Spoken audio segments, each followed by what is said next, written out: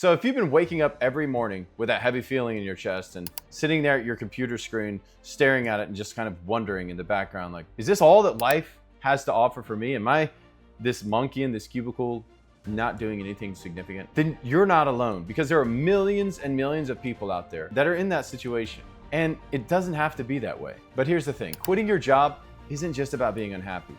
There's a right time to do it. But getting it wrong and quitting at the wrong time for the wrong reason can cost you years of your life and hundreds of thousands of dollars wasted. So let's talk about how to know for sure when it's time to go. Hi, my name is Jason, and on this channel we talk about business, money, and creating a life that you actually want to live. If that sounds like something that you need right now, hit subscribe so that you don't miss what's coming next. So real quick, I just want to kind of answer the question, why can you even listen to me about this subject? So as I've grown my career for the past 20 years, I've worked in many different roles. One, I was in the United States Air Force. I transitioned into a small family business. From that, I created my own company and then scaled that to a multi-million-dollar company. And that's what I do today. I operate that company called taikatranslations.com and tvpteam.com, and I lead a team to accomplish new heights each and every year as we work and grow together.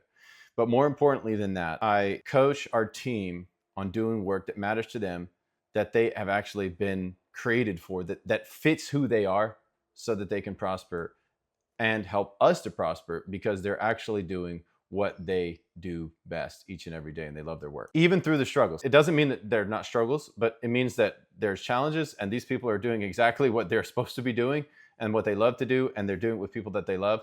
So they're able to endure those storms and prosper, sometimes in spite of those challenges, instead of be crushed by them. So I just want to share that with you as kind of a pre-course to what I'm about to talk about. It's just to kind of answer that question and put that to rest in your mind. Like, can you even listen to this guy? Does this guy even have any experience talking about any of this stuff? Yes, I do. I've been working in this area for many, many years in my personal life and in the lives of all the team who works with us. Right now, there are 15 core staff that work in these two companies with me, and we build the strategies that cause our organization to prosper each and every day.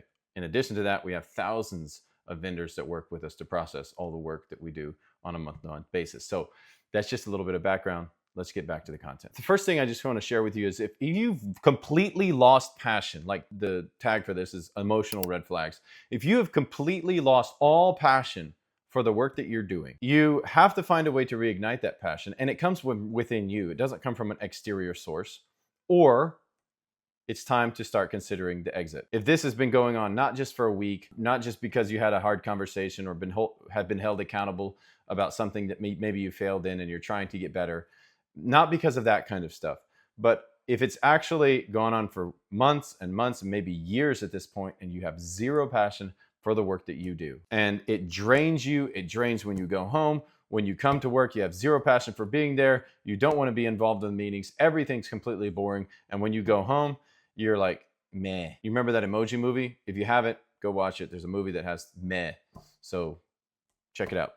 Anyways, if you're meh all the time at your work, and you are not going to, and you cannot find a way to be passionate about the work that you're doing, then it's time to start considering an exit. And it's turning into more of a lifestyle that you're tolerating, and instead of something that you love, which is your life that you're spending doing something that you really don't like, that you hate, that's something that isn't even valuable to you. Because if you're not passionate about it, it's not valuable to you. Life is too short to do things that we could care less about and run on empty the whole day. That's not what life was meant to be.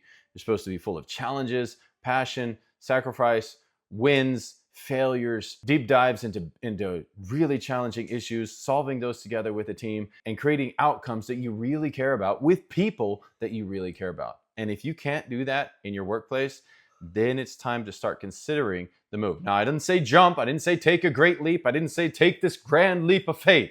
That's probably the worst thing that you could do at this stage.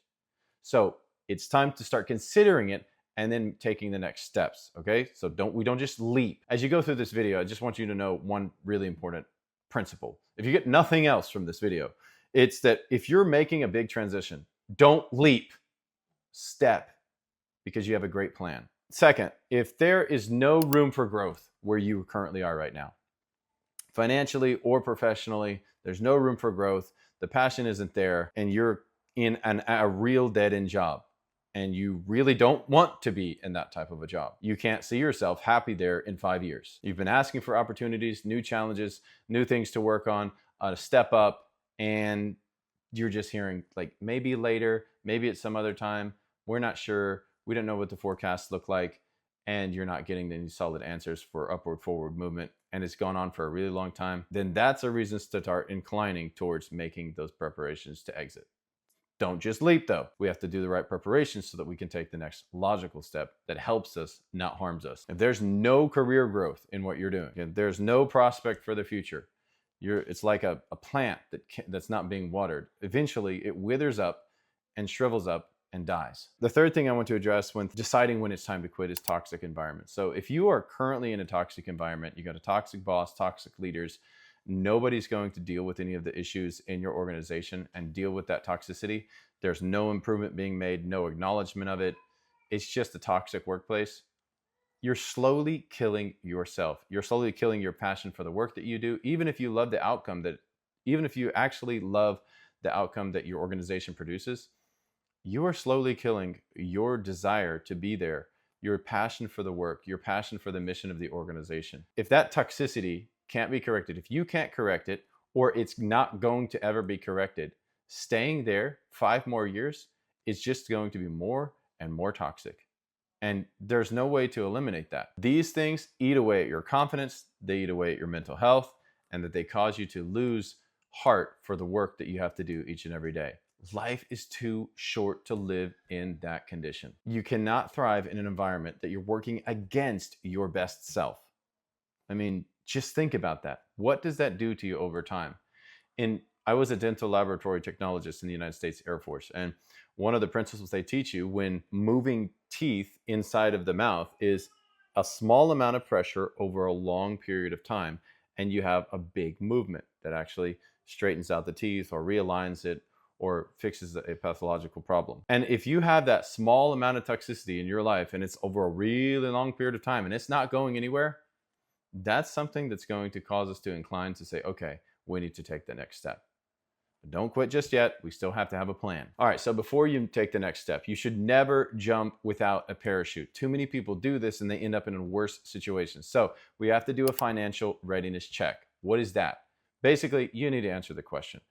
If you go without income for 3 to 6 months, are you prepared for that? Can you go without income? Not like all the Netflix and all of the periphery expenses, but I mean food, shelter, clothing, transportation for you to get to those job interviews. Can you cover all of those expenses for 3 to 6 months? If you can't, and you're more like on the 2-month range, you're not ready to take the step. You have to set up a plan where you've paid down your debt, all credit card debt, and gotten rid of as many payments as you possibly can. You saved up a baby emergency fund of $1,000, and then have been able to make it to the next step of saving up 3 to 6 months. Now, I know that sounds challenging, especially if you're working in a job that you hate and you've lost passion for everything where you are, but you can't make a solid next step without having a financial plan, having a financial cushion in place. If you do, you will start to become desperate and dumb are cousins. So don't do that. You have to have a financial readiness plan. So that means pay down your debt so that you don't have these big piles of cash going out the window every single month because you have so many payments, and then save up to 3 to 6 months in emergency fund that can cover those payments that you have, so that when you take that step, it's more of a step than a leap. Considering the leap, and I know it's hard to do when you're not feeling great, when you're not feeling so confident, when maybe your passion is low, when you're not even sure if you can find a place to work that you love and an impact that you care about.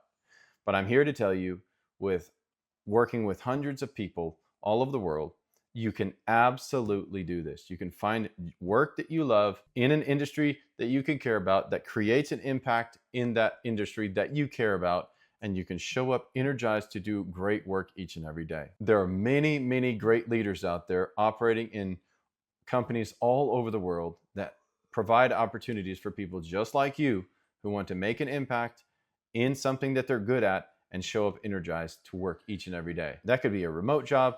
It could be an in-person job. Maybe you love working remotely and you want to work from home. Great. Find an opportunity for that There's thousands and thousands of them out there. And I just want to kind of give you that glimmer of hope that life isn't a dead end. You're not in a dead end situation.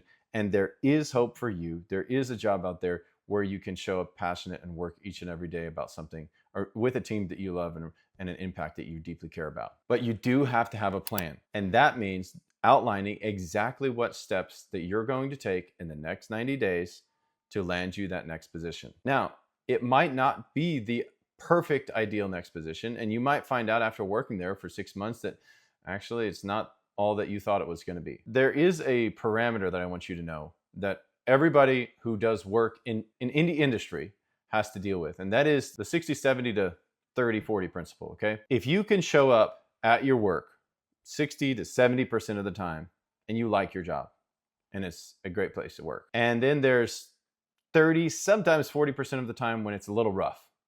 It's hard, it's challenging, the problems are bigger than you thought they'd be, the sacrifice is deeper than you thought it would be. Sometimes there's an accountability and a relationship issue, and you have to deal with those things in the work. And you're like, man, this is very uncomfortable. This is hard. I really don't like that.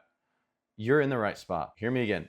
60 to 70% is just about the right balance of I really like coming here and doing my job.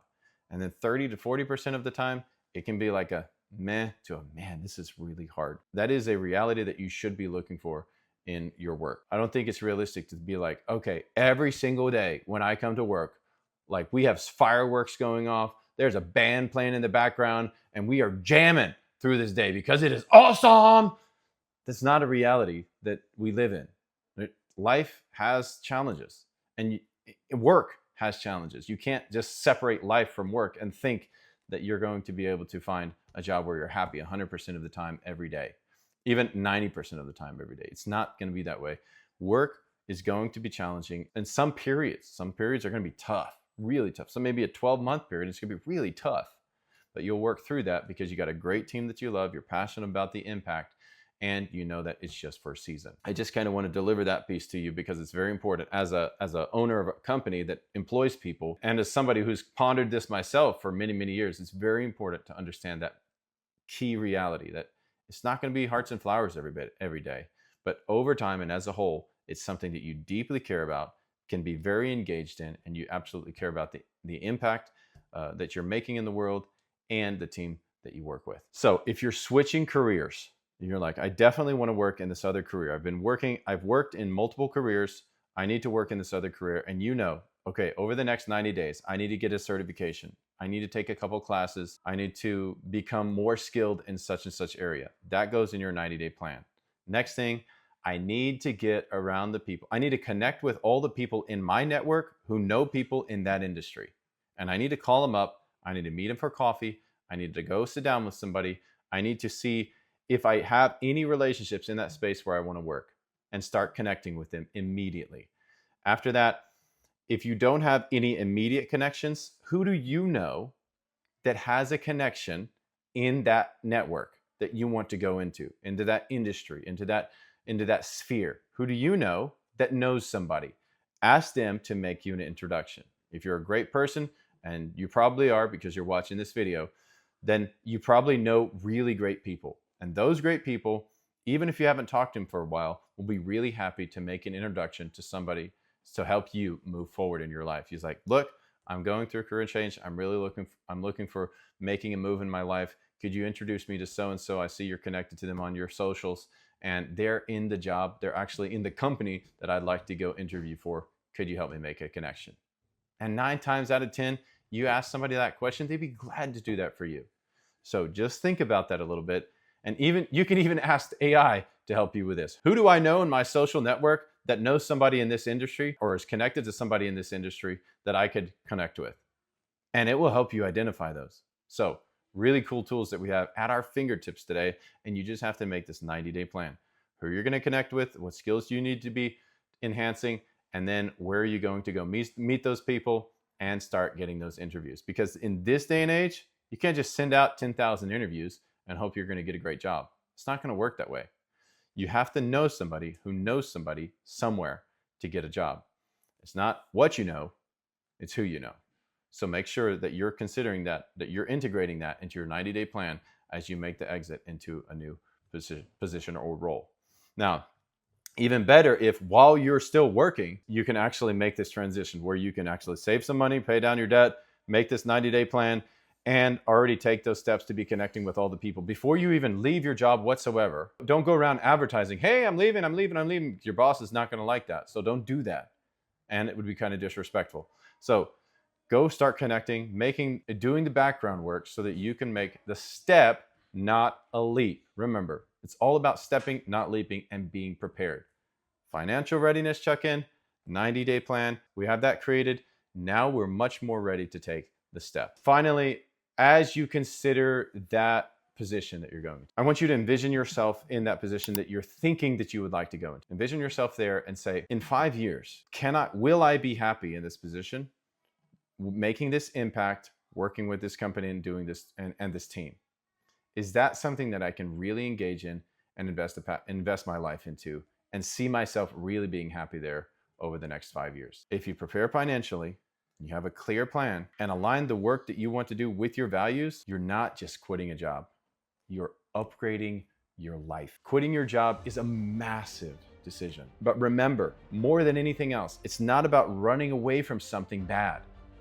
It's about running to something that's much, much better. If this helped you to see your situation a little more clearly, you're not going to want to miss what's coming next. I share strategies, tools, and real talk to help you make smarter moves in your career and money. So hit that subscribe button right now.